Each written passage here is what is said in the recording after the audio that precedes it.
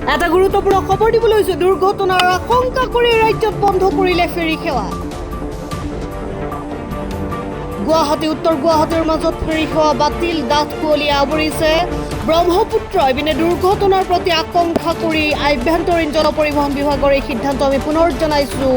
Global এনিৰসমূহ দৰ্শকক দুৰ্ঘটনাৰ আশংকা কৰি ৰাজ্যত বন্ধ কৰিলে ফেৰী সেৱা। গুৱাহাটী উত্তৰ গুৱাহাটীৰ মাজত ফেৰী সেৱা বাতিল, ডাঠ কুঁৱলীয়ে আৱৰিছে ব্ৰহ্মপুত্ৰ। ইপিনে দুৰ্ঘটনাৰ প্ৰতি আশংকা কৰি আভ্যন্তৰীণ জলপৰিবহণ বিভাগৰ এই সিদ্ধান্ত আমি পুনৰ জনাইছো। গ্ল'বেল এনিৰসমূহ দৰ্শকক দুৰ্ঘটনাৰ আশংকা কৰি ৰাজ্যত বন্ধ কৰিলে ফেৰী সেৱা।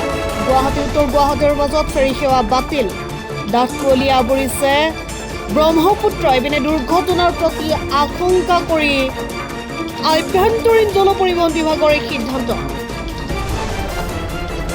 আজি সমগ্ৰ অঞ্চলত ডাঠ কুঁৱলী পৰাৰ বাবে আমাৰ ফেৰীখন যিটো 7টা বজাত উত্তৰ গুৱাহাটীলৈ আহে, ফেৰীখন আহি আপোনাৰ ইয়াত লাগি আছে। ফেৰীখন এতিয়া যাব পৰা নাই, যথেষ্ট কুঁৱলী পৰি আছে।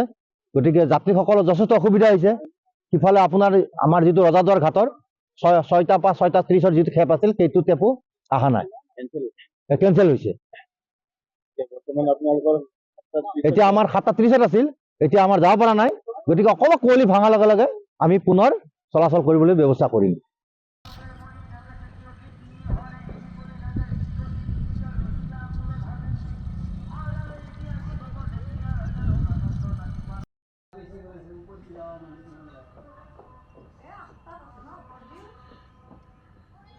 দেখা